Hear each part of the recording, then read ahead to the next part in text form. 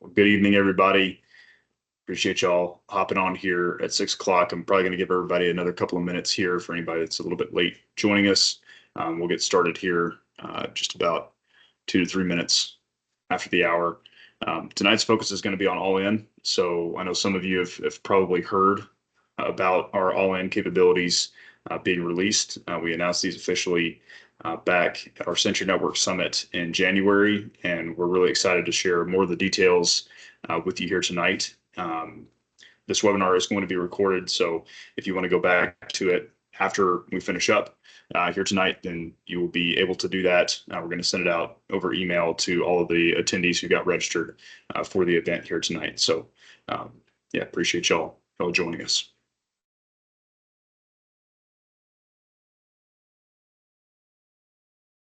Speakers that we're going to have here tonight include our Director of Agronomy, Bob Gunzenhauser, and then Dylan Addington, who's our Product Manager, and then James Herrick, who is our Strategic Account Manager.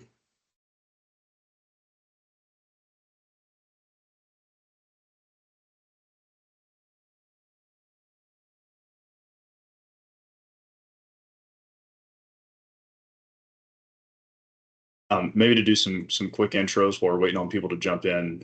Bob, would you mind maybe giving a quick intro of yourself? Sure. Thanks, Jackson. Good evening, everyone. My name is Bob Gunzenhauser. I'm the Director of Agronomy for Sentinel. I've been in the nitrogen and fertility business for a long time. Prior to coming on this role here, I was with Corteva AgriScience. Part of that role was working on the science behind software like Encirca and granular agronomy. I live on a family farm in South Central Iowa. Have 3 children, and also been a 5th-generation farmer. And part of my interest in the space is from my time as farming and wondering where did all my nitrogen go when it got really wet. So I learned a lot about it, and here we are today. I'm glad to share with what we have for you tonight. Thanks, Bob. Dylan, would you mind introducing yourself as well? Yeah. Hello, everyone. My name is Dylan Addington, product manager for Sentinel. I've been in the ag space now for 8 or 9 years, mostly in the precision ag and ag retail. I've been with Sentinel going on 2 years.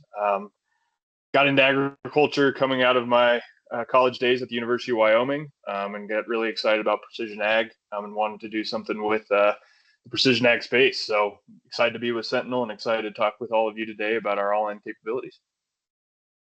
Thanks, Dylan. James, would you mind introducing yourself as well?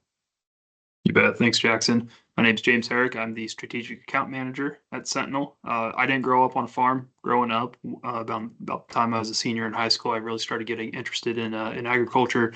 Went to the University of Nebraska-Lincoln, got my degree in mechanized systems management with a minor in agronomy.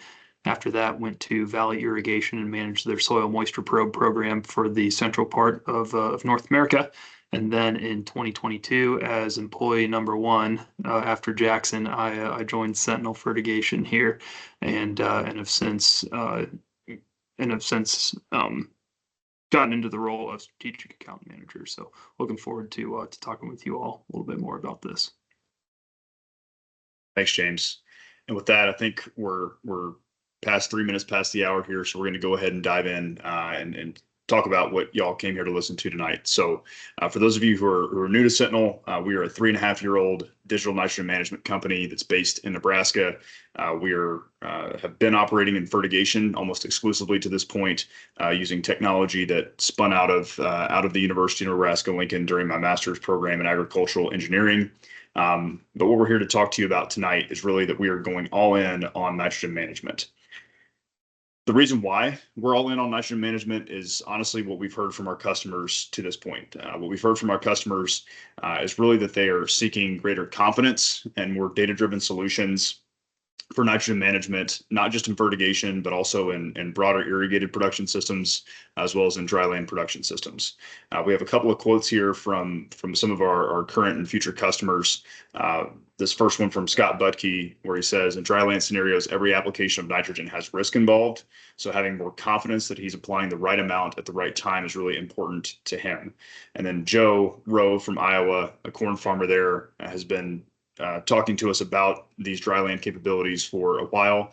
And what he's really looking for is that all of this variable data can be combined into the right decision when it comes to timing and amounts of nitrogen. So it's really about gathering the abundance of data that we have, updating regularly, and really adjusting to the changes in season to make better decisions with in-season nitrogen management.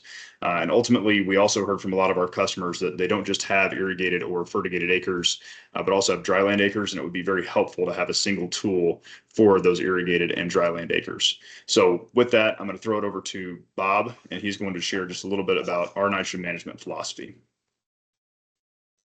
Thanks, Jackson. So when it comes to nitrogen management on your own farm, you probably have your own program. You have your own thought process there. You have the nitrogen that's available to you from your local retailers and the general thought process you go through there. And likewise, we have a general philosophy around nitrogen as well. We think there's three parts to it. Number one is to strategize. We need to develop first and understand, kind of role play out what could occur. So based upon, again, what do you do? What's your typical programs? Can we go through and simulate what are some of the potential changes or adjustments that could be made that really help you on your upside? Are there ways that we can optimize just running through different simulations of different years with the weather there to see would there be opportunities to optimize that? The next step is optimize. And so this is kind of getting into the, if you want to think of strategize as the strategy aspect of it, optimize is the tactical. This is now in the season. So let's say through strategizing, we have figured out, simulating, we have figured out, what would be the right game plan to start out with. Maybe put down a third or two-thirds or half to two-thirds your nitrogen ahead of time. Depends on where you're at. And then you want to apply the rest in season. But how much is that? And so the question is, what we'd like to first do is to monitor what is going on. And that comes not only from remote sensing base, but also from modeling what we'll have with all in. And so we want to be able to detect, does the crop need nitrogen? Are we seeing opportunities of places where there's stress in our blocks there? We want to be able to justify, is this application worth the return on investment? Is it going to give us that? So then we come up with the prescription, what should be the rate supply? And also, I would say also the timing of that would be part of it too. And so when we make those adjustments, we make those applications, we understand also when is the right time to do that, which ones are more urgent than others. And when we go ahead and execute on those, then we also go back and monitor again, was this the right decision or not? Now, sometimes in dryland corn, we typically get one shot in season, whereas with irrigated fertigation, you may have multiple times. So we want to be able to pick the right rate or help select that. That's going to get us right through there the best. And then once we get through the season, we've developed a best plan strategy. We've optimized it in season. We want to measure it. We want to understand, how did it work out? Did it hit our target metrics or not? And give us an understanding what was our typical practice versus what was our tried out practice. Did we see a benefit that justified our program or being part of this program? If we go to the next slide, I want to talk about some of the key challenges in nitrogen management. You guys know this just as well as anybody, but it's really about having the right amount of nitrogen in the soil at the right time. All right. The crop takes up most of its nitrogen in corn, primarily between mid and late vegetative stages. About 67% of the nitrogen, the corn uptake of nitrogen takes place before tassel. The third that takes place after tassel is some of it's remobilized from the plant itself. So we want to be able to get the right amount of nitrogen in the soil at the right time, so that corn can build out in the vegetative stage, build out its big solar energy collection system, so that it can then put on big ears later. So that does involve, what is that right application rate, the timing of that, the method of application, what kind of forms of nitrogen we're using, if it's ammonium or nitrate, and what happens to those. And of course, unfortunately, we have loss pathways. There are ways that we can lose the nitrogen through leaching, through denitrification. That yellow spot over there on the right-hand side. Volatilization could occur with UAN or urea or anything else that contains ammonium applied on the surface. And so we could have, excuse me, some losses that occur in season that we were not ready for. We weren't prepared for. But on the other hand, we may have some mineralization coming from the soils, organic matter, from manure, from previous crops or cover crops. And those are all many different variables that take place. Lots of dynamics are taking place within the season. So you may have the best laid out plans, but then of course Mother Nature may say, hey, here's what's actually going to occur. And are we going to be prepared for that? We go to the next slide. Really the big question here is about certainty. And so this chart lays out, how much certainty do we have as the crop progresses. And you can see with irrigated, we already start out with a certain amount of certainty. I didn't grow up and work in irrigated areas, but I do know that once you have a ability to turn on the water when you need to, it's very good. And so have some initial certainty right there at the beginning of the season and increases throughout the season is great. Whereas with rain fed, you start out with the best laid plans, right? But the certainty is still low, even at the early and mid vegetative stages, where you may have heavy rains that cause drowned outs or ponding or denitrification occur, or we don't get enough rain as well, and we can have some issues there. And so only later do our as we get through tassel and increase as the crop continues to develop, do we get more certainty about how things are going to turn out. If we go to the next slide, we also see there how these things tie together, right? With that risk of leaching early in the season. So putting down a lot of your nitrogen ahead of time, which is a common practice in some places, may turn out just fine, but it may also it does run that risk of not only for leaching, but for denitrification losses. And so we have to think about what's our backup plan from there too. How do we manage that? We want to make sure that there is enough nitrogen in that soil through that mid to late vegetative stage as the nitrogen increase is increasing there, as it's going in the tassel, to make sure we've built out our big soil collection system, that we are collecting all the sunlight we can, we're getting all that energy, and we have enough nitrogen stored up and ready to go to do ear fill and to keep it growing throughout the season. That's the real challenge with nitrogen management. I mean, you guys all know about this, but that's what Sentinel's all about, is to try and help solve those questions. I'm going to turn over to Dylan for the next few slides. Awesome. Thanks, Bob. So Bob really teed it up really well. So we're trying to get to that certainty level. Sentinel started out trying to answer the how do we optimize nitrogen management in season, but there's obviously some gaps both preseason and kind of into the later season where we lose out on some of that certainty. That's what All In is seeking to solve. We have a variety of tools that we've built for this year that are trying to answer those uncertain questions. The first one being our nitrogen scenario planner. So the certainty levels kind of in the preseason, early season are low, especially in rain-fed scenarios where they have a lot of those open-ended questions that they are often throwing things at the wall and trying to answer. The scenario planner is meant to try and get to those answers. We start out by defining a specific scenario. This includes planting information as well as hybrid information, so knowing when that crop is going to be mature. We also bring in weather information as well, so previous 10 years worth of weather information, so you can match a particular weather year to what you might expect this upcoming growing season might look like.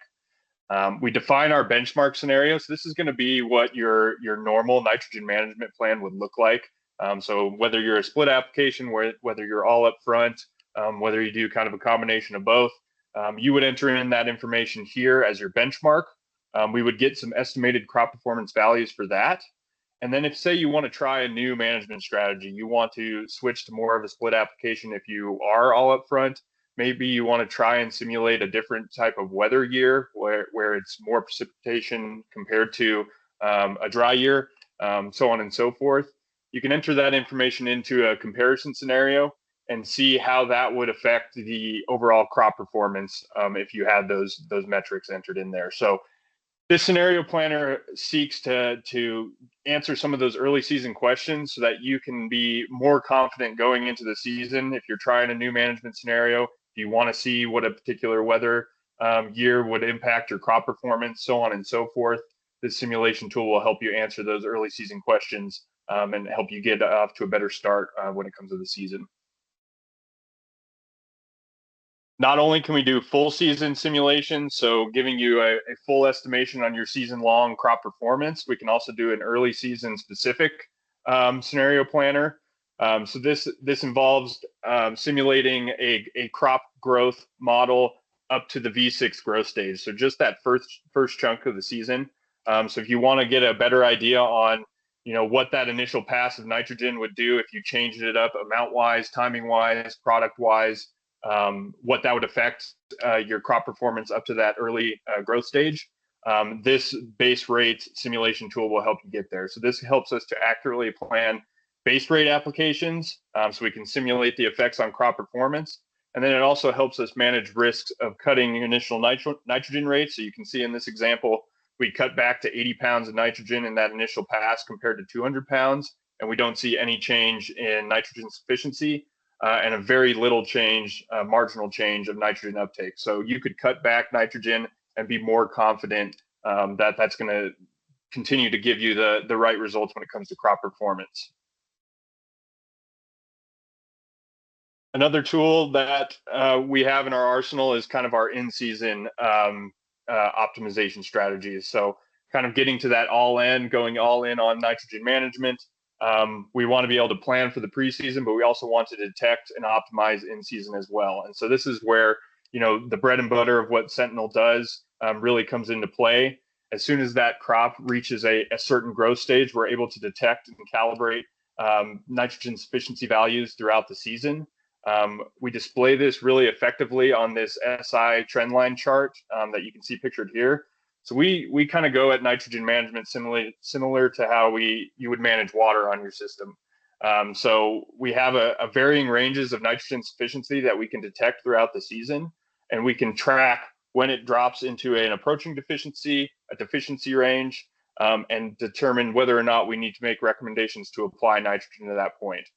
These black lines on the graph, on the trend line graph here, show when we made applications, and we can accurately track that nitrogen uptake into that plant after each one of those applications. It's that sensitive, and this gives us a really good tool to track nitrogen demand throughout the season and really optimize those nitrogen applications. So you're putting, the right product in the right place at the right time. That's really important when we come to optimizing nitrogen management.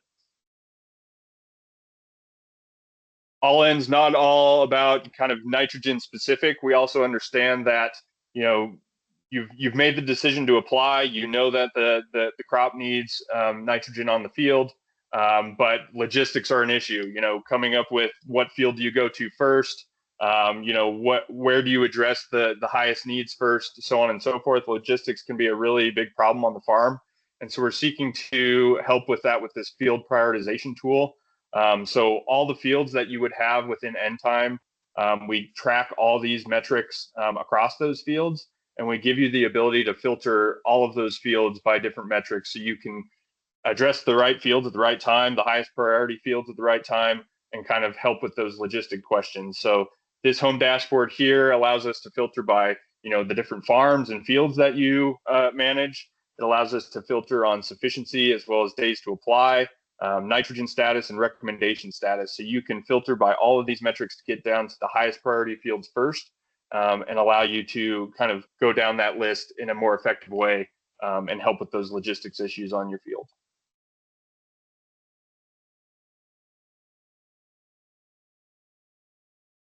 Thank you, Dylan. And of course, once you've detected nitrogen demand, the important thing is really figuring out how much do we need to apply in order to satisfy that crop nitrogen demand. And so what we've introduced with All In is our ability to provide prescriptions for any in-season application by fusing our imagery approach that we've already been using in time with a crop and soil nitrogen dynamics model. So in this particular process, as Dylan just described, we do capture imagery, we detect changes in crop nitrogen sufficiency, and we apply an image-based rate algorithm to actually get the measured nitrogen demand that we expect to see over the next 7 days. Beyond that, we're running a model in the background that we are calibrating with our imagery, but we're also bringing in weather, crop and soil information, applications, and some of your user preferences to forecast nitrogen demand beyond the next 7 days using a combination of weather forecasts for 14 days, as well as climatic forecasts beyond those 14 days. And collectively, this measured nitrogen demand from the image combines with our forecasted nitrogen demand to produce a nitrogen recommendation that can either be a flat rate for the entire field or, as this image shows, a variable rate prescription for the field. And with these in-season prescriptions, we're now giving you the ability to generate a prescription on demand. So this means you can click a button and basically get a rate recommendation out of the platform. The prescription is generated for the selected image with minimal user input. And then we can also get recommendations that are based on the crop model calibrated with imagery. And as I mentioned on the previous slide, these two do combine to produce a final recommendation. Within our standard tier of the platform, we're only providing uniform rate recommendations for the entire field, but within the advanced tier, we are offering the ability to do variable rate as well. For these in-season application recommendations, this is basically what the workflow would look like. You would click Generate Prescription, and then you would be able to select an application technique. Next, you would select a duration until the next time you are willing to apply. This might only be 1 week if you're making a fertigation application where you're going to have an opportunity next week to put on more nitrogen if needed. This might be 2 weeks, say if you wanted to wait a while between consecutive fertigation applications, or if you wanted to make multiple in-season applications, either in a dry land or irrigated scenario with a ground rig. Say, for example, an early side dress followed by a wide drop. This could also be a 4-week duration. So let's say if you wanted to make an early side dress and have the ability to fertigate later, or even apply a late wide drop later in the season, maybe even an aerial application, this might be a good fit, or it can be your last application. So if you're only wanting to make one in-season application, or you're already on that second application in season, or whichever one is going to be your last one, you could run that duration to see what is going to be necessary to get your crop all the way to maturity. You would then choose the weather year for the scenario that you'd like to run for everything beyond the next 14 days where we don't have an actual quantified weather forecast. And then you finally would just click generate to get your rates back within the prescription tool in the end time dashboard. With these in-season prescriptions, we are assuming that you're using your default product. We actually go to run these simulations. With these prescription durations, as we already talked about, there are some differences. 1 week, we're getting image-only rates back as long as we're not in an image gap and we're not prior to V6. With our 2 weeks duration, you're getting your image plus your model rates, and this is using a 14-day forecast that's being pulled in on the back end. And for our 4 weeks and our last application, both of those are using image and model rates. Plus, they're using a 14-day and a combination of a climatic forecast based on what you select. As you can see in the picture on the right-hand side of the screen, there's a weather scenario selector within this pop-up, and you have the ability to select a 10-year median of weather for this particular field as shown, or you can select an individual weather year if you know there's a particular year in the past 10 years that is similar to what you expect to happen over the course of the remainder of the season. As far as techniques go, these are application techniques that we're talking about. And we use some interesting verbiage here, but it's to align with the model on the back end of the system. So I just briefly wanted to touch on these. We give you options for banded on surface, banded below surface, broadcast on the surface, broadcast incorporated, or fertigation. And you can see here just examples of types of applications that we refer to colloquially and how you would associate those with the technique. So wide drops would be banded on surface, and a coulter would be banded below surface, and so on and so forth.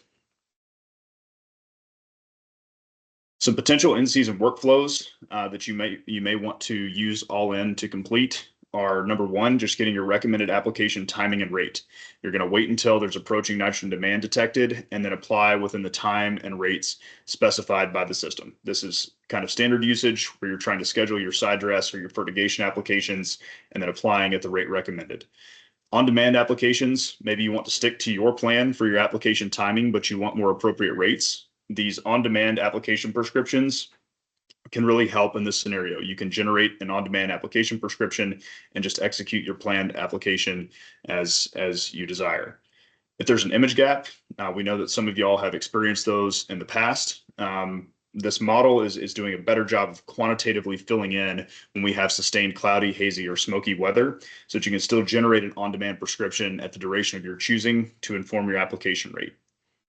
Waiting for certainty. Maybe this is something that you're looking to do, especially in dry land scenarios where you're not totally sure if you're going to get the rain to give your crop the potential late in the season.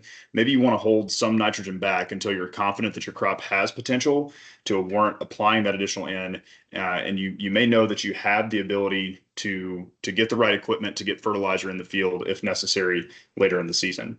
And then finally, maybe it's not holding back nitrogen, but maybe it's monitoring your current nitrogen program all the way through the season to determine if a late season application may be necessary to meet your crop's potential. So maybe you are getting some of those late season rains in a dryland scenario, and it is worth either getting a drone or a high clearance applicator to go out and meet some additional potential in your crop.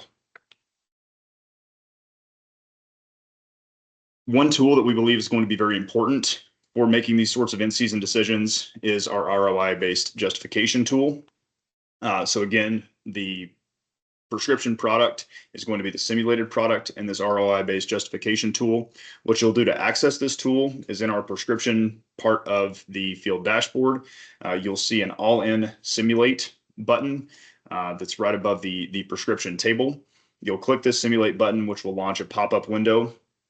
And in there, you'll see an 8-day weather forecast, as well as an application date selector, where you'll actually select on which date you plan to apply.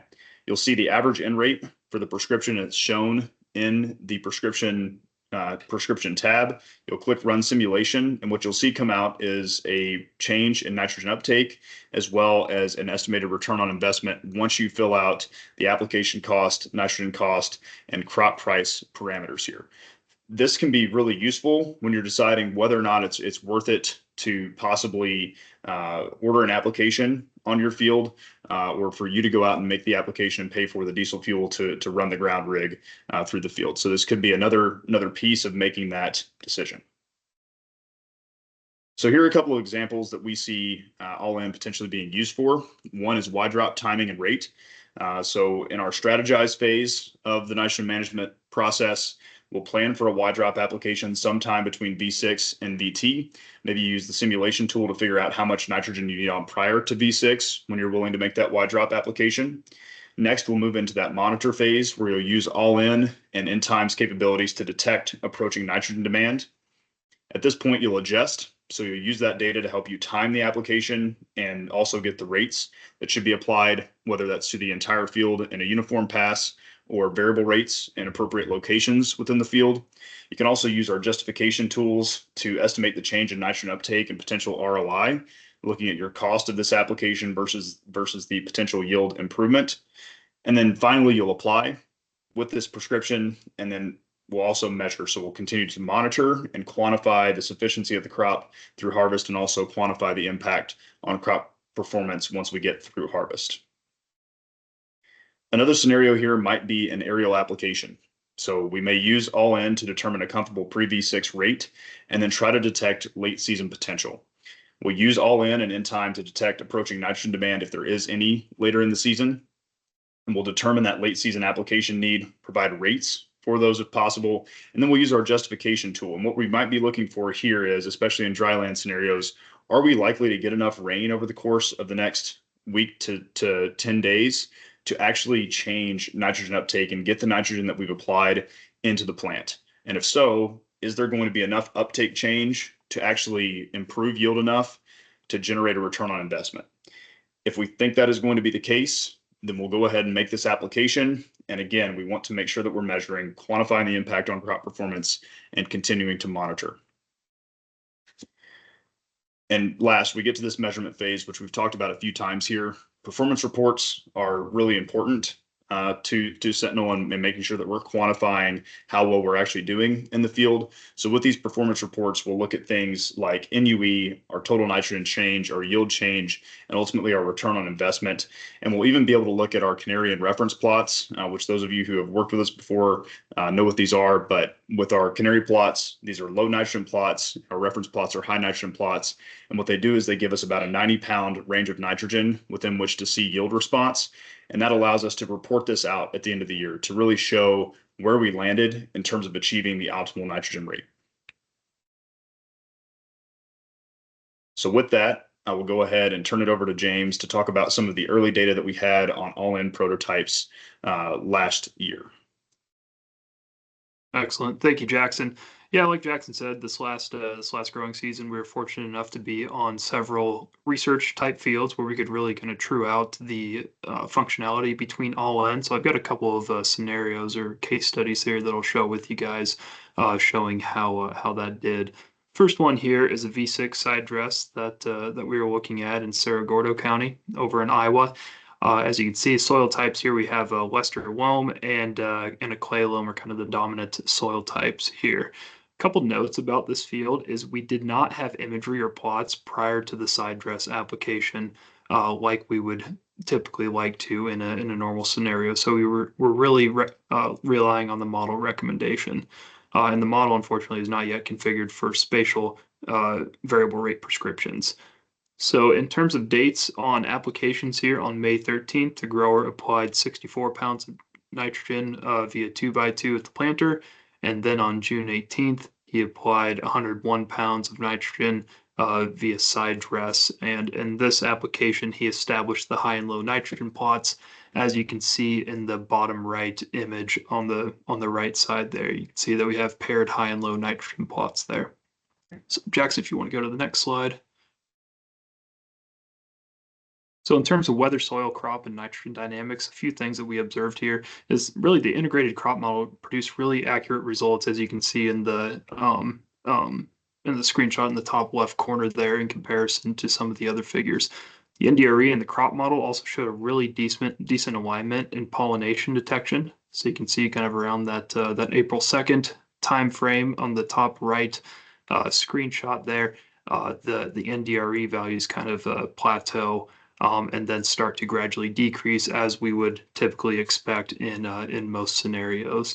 The NDRE also demonstrates a greater sensitivity and consistency than the NDVI. Just by looking at that graph there, you can see a very sharp decrease in the NDRE as opposed to a much less of a sharp decrease in the NDVI values. And the precipitation data for this seems reasonable, but we do have some questions about how accurate it is locally. Jackson, if you want to go to the next slide. In terms of performance results for this one, even though we weren't able to do a replicated study, by just having these high and low nitrogen plots in the field, we essentially have a trial in every field, right? So we were able to really kind of dial in and see what the results were for these varying nitrogen amounts. So in the north plots there, going east and west, the high nitrogen plot had 196 pounds of nitrogen. The Sentinel area, which is kind of the bulk area around those plots, 165 pounds of N. And the low nitrogen plot, that red plot, 133 pounds of N. So if you look at the results in the profitability and in comparison to nitrogen rate table in the bottom, you can see somewhat of a relationship between nitrogen applied and profitability. In general, profitability went up in this case as more nitrogen was applied. And if we go to the next slide here, we can see a very good relationship in terms of nitrogen applied and profitability on this one. Again, the nitrogen rates were the same as the part of the field kind of on the north side there. But as you can see in the table or in the graph on the bottom right there, there's a very strong relationship in terms of nitrogen applied and profitability. So if we were to look at that, you can see that the high nitrogen plot by far was the most profitable in this case. But that's really no surprise. Jackson, if you flip to the next slide, we were triggering recommendations pretty consistently on this field about 14 days after that side dress application occurred. So if we would have had the ability to continue to apply more nitrogen via another way, on July 1st, we would have done a V10 application between 9 and 54 pounds of nitrogen. And on July 25th, which would have been about an R1, R2 application, anywhere between 11 and 18 pounds of nitrogen. So really, in this case, the imagery suggests that about 219 pounds of nitrogen per acre probably would have been the best route to go here, maybe up to about 256 pounds of nitrogen to the acre. So what we really saw here is, again, if we would have had the ability to apply more nitrogen in season, we think that the outcomes would have been much different here, as evidenced by the high nitrogen plot specifically within this field. Jackson, if you want to go to the next slide. So in terms of performance results by zone, zone 4, which is the western loam part of the field, makes up about 33%. As you can see, was the Sentinel rate was the most profitable. But in all other zones, within this field, all other soil types. The Sentinel plot plus 30 pounds, which is the high nitrogen plot, was the most profitable in this case. So again, would have been really nice, would have been really cool, I think, to run kind of a replicated trial on this one, and having the ability to apply more nitrogen in season to tell more of that story. Jackson, if you want to go to the next one. So one of my favorite case studies that we did this last growing season actually occurred over in Logan County in Nebraska. So the the idea for this one was the grower wanted to apply a top dress application, and then he wanted to do a wide drop application, and that was going to be it for for nitrogen applied during the growing season. So we tried to oblige the best we could. On June 8th, you can see that we did a top dress application across the whole field of between 35 and 41 pounds of nitrogen to the acre. As you can see in the bottom right image, we established high and low nitrogen plots within this field during that top dress application. So then the grower wanted to come in and wide drop, and that was going to be the last application. So on July 2nd, we wide dropped the field anywhere between 36 and 62 pounds of nitrogen to the acre. However, if we maybe go to the next slide here, after that initial application, that side dress application, a few days afterwards, we triggered a recommendation around the 23rd of June. As you can see in that image in kind of the top left there, the high and low nitrogen plots are poking out pretty hard on that field. Normally, we don't see those within the imagery. They're usually pretty hard to pick up unless nitrogen truly is a limiting factor. I think that we actually kind of caught the grower by surprise a little bit with this by triggering so early. He wasn't planning on making that second wide drop application for a while. So we did not get nitrogen applied to that field until the 1st of July. So, or around about that time. As you can see in that variable rate prescription right below that, we were splitting this field out into multiple replicated sectors. In the kind of darker green sectors, I'll call it, were the grower sectors. He elected to apply more nitrogen within his sectors via prescription that his agronomist made. And then within our sectors, kind of the orange-red sectors, we had a wider nitrogen application within ours that was derived from the Sentinel algorithm. So the grower applied that application with the wide drop rig, and then fast forward a couple weeks, you can still see those high and low nitrogen plots really poking out still, right? Again, we usually don't see that unless nitrogen truly is a limiting factor. So we called up the grower, and to some reluctance, we were able to get him to apply nitrogen, at least to our parts of the field, via fertigation. Again, at the wide drop application, he wanted to be done with nitrogen applications, but we saw, using this image-based approach, a very strong need for additional nitrogen. So on July 13th, we fertigated just on our sectors. You can see there in the kind of the dark or the green parts of the field were parts where we applied, and then in the red sectors there, the grower did not apply anything. And then fast forward a few weeks after that, you can still see those high and low nitrogen plots poking out, but not as bad. And then in around September 8th, with that image there, you can kind of start to see some pretty stark differences between the grower and Sentinel sectors within this field. You can see that the Sentinel sectors are maybe a little bit darker in color than the grower sectors, and that isn't a coincidence. So if you go to the next slide, Jackson. Some key takeaways here in regards to tracking crop nitrogen sufficiency. We did see sufficiency increases after both applications. So the screenshot on the left there, the dark blue, black horizontal, or the vertical lines, those were the applications. So you can see some definite increases in the sufficiency after those applications. So initially, not waiting a week to apply that wide drop application, we think would have resulted in higher yield potential. I think that kind of handicapped both us and the grower in that regard.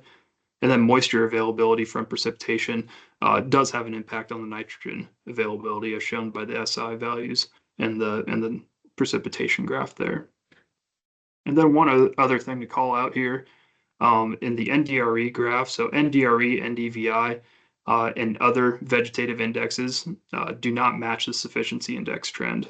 So if you see the NDRE value or on the NDRE graph on the right there, and compare it to the sufficiency index graph on the left, and yes, there are some similarities, but it doesn't capture all of the differences in nitrogen sufficiency like the true sufficiency index does. So that's why it's really important to use a calibrated method like what we're doing to really to use imagery to sense nitrogen stress. If you're just going to be doing it with NDRE or NDVI alone, you could miss out on some pretty critical periods here. Jackson, if you want to go to the next one. So in terms of results on this field, so we broke it down by total nitrogen, yield, NUE, and profitability. In terms of total nitrogen, we had about 23 pounds of nitrogen more in our sectors than what the grower had in their sectors. And that was mostly thanks to that later season fertigation pass that we did. In terms of yield, though, comparison to the grower, we had about 18 bushel per acre better yield in our sectors versus the grower. We were at about 227 bushel an acre. The grower was at 209. In terms of nitrogen use efficiency, about 13% increase over what the grower did, or I'm sorry, 13% decrease over what the grower did. But look at the profitability numbers. So in terms of profitability, we were able to outprofit the grower by over $66 per acre. And really a lot of that was just due to applying nitrogen at the right time. So it wasn't, it's not like we were applying, 200 pounds more nitrogen than what the grower did on his sectors. We just applied 23 pounds of nitrogen more than what the grower did on his sectors, but we applied it at the right time using this image-based approach to really sense when the best time would be to apply that nitrogen, where you can essentially get the most bang for your buck. So in terms of yield ranges on this, was something I like to call out, in terms of yield ranges on our sectors, we were anywhere between 219 and 235 bushel an acre. And the growers' yield ranges on their parts was between 205 and 217 bushel an acre.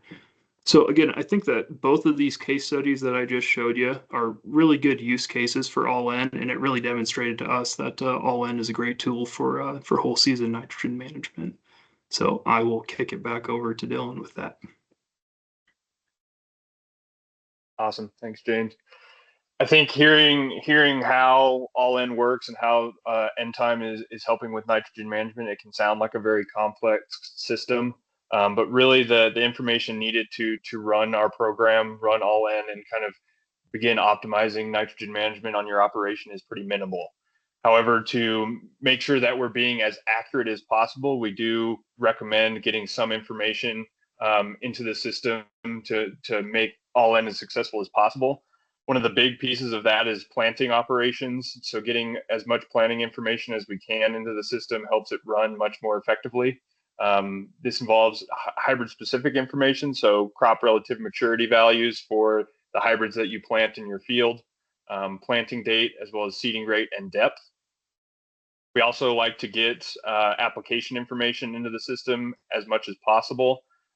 Every application since the last harvest that has nitrogen within it. We also like to get application dates, rates, products, and application techniques. We understand that this can be a lofty goal when you're in the heat of the season. So to make that easier, we do have integrations with many of the big providers in the ag data space. JD Ops being a primary one for us. So being able to bring operations information, field information into N-Time from JD Ops. We also have a connection with FieldView and Case AFS Connect that does a similar data integration. So if you have that information in those platforms, we can connect that with N-Time to make that a lot easier on you.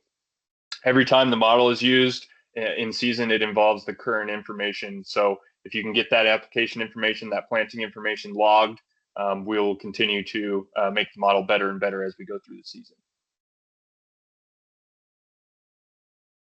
When it comes to All-N for 2025, we are looking at a bit of a limited release. A lot of these features are still being developed and fine-tuned, so we want to make sure that we're leaving room to make sure that we make this the best product as possible for our users. For End Time Basic, we're looking at flat rate in-season nitrogen recs. So you'll get those timing recommendations and a flat rate capacity. We also have that field priority report, so that home dashboard to aid in logistics will be available. Pre-V6 nitrogen simulation, so that base rate simulation in the nitrogen scenario planner will be available for End Time Basic. And then End Time Advanced will have full season nitrogen simulations, an application justification tool that Jackson went through to help at that optimizing application date. You'll be able to do multiple simulations within the nitrogen scenario planner, so compare a lot of different nitrogen management plans within that. And then we also have variable rate capabilities for End Time Advanced. I'll let Jackson kind of go into more detail on how we're doing that limited release. Thanks, Dylan. And yes, as Dylan mentioned, we are doing a limited release here on these capabilities for 2025 to make sure that everybody's acres are well served. We are only releasing all in for corn on a limited basis here in 2025. And what we know, based on what Bob talked about earlier with higher certainty as we go through the growing season, well, the same thing happens with modeling. Our modeling gets more certain the farther that we go into the growing season. We have a better idea of weather. We have a better idea of exactly how the season is unfolding. And so what you'll see here is that for our irrigated production systems, where we have greater confidence in the water that's going to be available to the crop, we are allowing 10,000 acres when our last application timing is after V6. Right. So for these after V6 applications, we think we're going to have higher certainty. We're able to calibrate the model with our imagery because it becomes viable after V6. And so we are highest certainty in this case. So we're going to roll that out on 10,000 acres this year. For our rain-fed situations where we have less certainty in that water, for any application, last application past V6, we're going to have 3,000 acres available for that technology. And then for irrigated and rain-fed pre-V6, we're going to have 2,000 acres and 1,000 acres available respectively. Anything pre-V6 for this year is going to be model only. And so we're going to make sure that we are accounting for the fact that model is still getting smarter, and are really looking for some innovative producers to work with on those 3,000 acres. If you believe that your acres should be in this 16,000, I really encourage you to follow the link behind the QR code here on the screen to make sure that Sentinel has reserved room for your acres. With that, using all in is easy. It's very similar to those of you who have already been using End Time. To get set up, there's really not a lot of change within the setup process for you. It all starts with identifying the fields that you'd like to enroll. Preferably that starts with the field boundary, but it can be as simple as sending over a legal description to your CSP and having them draw that field boundary within the platform. The second step is establishing, so making a fertilizer application that includes your Sentinel plots. So that's your canary, your low nitrogen, and your reference, your high nitrogen, to make sure that we're able to calibrate imagery throughout the growing season. The third step is confirming that application with the Sentinel plots has been made. The fourth step is beginning to receive those insights, whether that is on-demand prescriptions coming out of All In, whether that is nitrogen demand detection using satellite imagery, or a combination of all of those. Those are the insights that are going to come out of the platform. The fifth step here is to apply. So just confidently making application decisions based on the data and the insights that you're receiving from All In. Lastly here, just wanted to talk briefly about ideal operations for adopting these features within All In. For our operations that are applying between V6 and tassel, maybe even a little bit beyond, if you have equipment that's able to get in after tassel, whether you're in an irrigated system or in a rain-fed system, we really think it's important to be willing to apply based on the All In timing and rate recommendations up until VT at least. Access to a high clearance applicator or other mid to late season equipment, including a drone or aerial application, is really important here. All irrigation types are addressable. So that includes drip, pivot, linear, gravity, flood. And if I missed any, all irrigation types are addressable. And we really want an operation that is committed to seeking greater certainty in their application timing and rate. We think these tools are going to be very well positioned for operations that are seeking to make those improvements. Prior to V6, one of the keys here is that we have to have someone who's risk tolerant, but is also really seeking to bring a data-driven, field-specific rate approach to their operation instead of just guessing or using a generalized university recommendation.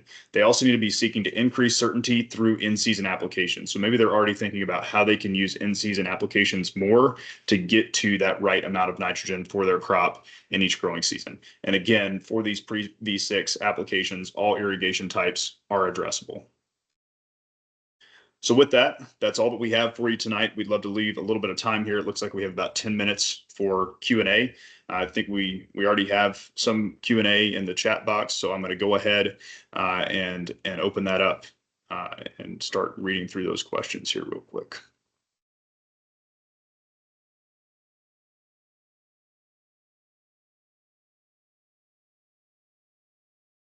Right. So see, the first one I have here is, did you guys develop the modeling yourself, or was it a derivative of Adapt-In? I can maybe go ahead and take this one. It's not a derivative of Adapt-In, but it is based on an academically validated crop and soil nitrogen dynamics model. And we've done a little bit of customization on top of that. What we've really tried to focus on is calibrating the model well using observational data, and that will kind of continue to be our approach as we move forward. Got another question here. This question is, great presentation. Is a tissue sample required or only the prescription based on the imagery? James, would you mind jumping in on this one for us? Yeah, for sure. Tissue samples are definitely not required for this. What we found is tissue samples, they can give you kind of some mixed results sometimes. They're not really calibrated to different hybrids nitrogen needs. So to use those to really inform on when the best time to apply nitrogen may not be the greatest approach. But by using something like an image-based technique where we're using a prescription to establish high and low nitrogen plots, every time we get an image, it's essentially like we're sampling every single plant within those high and low nitrogen plots, right? We have a nitrogen-rich environment right next to a nitrogen-poor environment. So that really allows us to, again, sample all the plants within those plots, see if there's any differences primarily in crop greenness between the two. And if there is it to the point where we need to consider making a nitrogen application? If it is to that point, then the readings within those plots usually give us about a 5 to 7 day look ahead for nitrogen stress on the rest of the field. So maybe like tissue sampling, when you start to see deficiency maybe show up within those readings, it could be too late, especially given the turnaround time on tissue sampling. But again, using this as kind of a predictive approach for nitrogen stress, and really using the corn plants within those high and low nitrogen plots as the gas gauge can really help dial in when the best time to apply more nitrogen would be. Thank you, James. We've got another question here in the Q&A. Do you do any yield modeling as part of the nitrogen modeling? Bob, would you be willing to maybe talk to this one just a little bit? Yes, absolutely. No, we don't do any of the yield modeling. I think that the model does actually estimate yield, but we don't bring that in. And you might say, well, why not? That seems like it could be a big part of this. So from my past experience, and I've worked with a number of crop models, to get a crop model, a mechanistic crop model to provide a yield estimate that's fairly accurate. It's kind of difficult because there's a lot of moving parts to it. A crop model does try to simulate all the different dynamics, the major dynamics. So the crop nitrogen uptake, and it's taking information about the weather and the soil and the water availability, and of course nitrogen. And oftentimes, if you can get plus or minus 20, 30 bushels an acre, again, plus or minus off of what you actually got, you're doing pretty good. So the crop model, again, I've worked with a lot of them. This will do a better job of helping us understand nitrogen stress than just looking at yield. There's so many ways that you can get to yield that your particular hybrid may put on yield differently than another hybrid, but they may have very similar nitrogen dynamics. So yeah, the model may calculate yield, but that's not part of what we utilize for our system.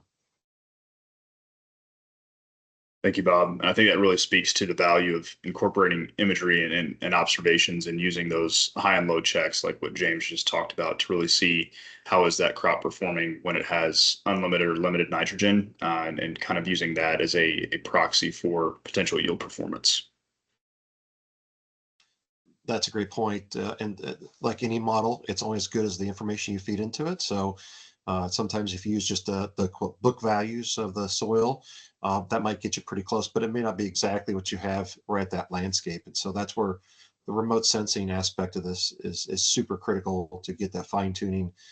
The model can get us into the ballpark, but then the remote sensing can really dial down where things are at in the field.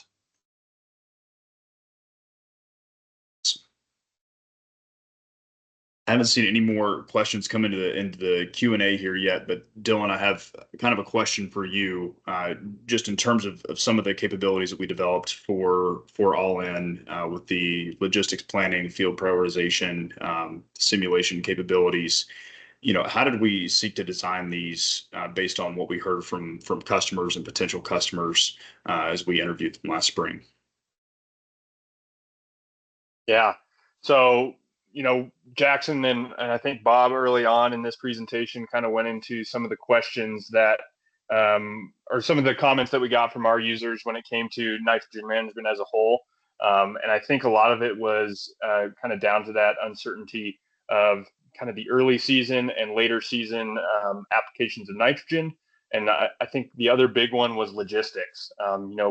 We're talking about all these big ideas around nitrogen management, but at the end of the day, the logistics on the farm are kind of some of the big issues that everybody deals with.